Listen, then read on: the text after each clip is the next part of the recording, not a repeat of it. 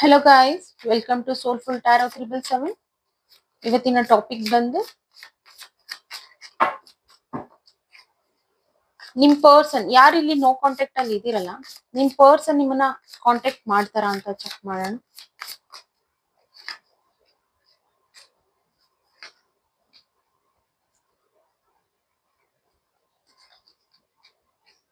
S, ನಿಮ್ person ನಿಮ್ ಕಡೆ ಬರ್ತಿದ್ದಾರೆ. ಎಸ್,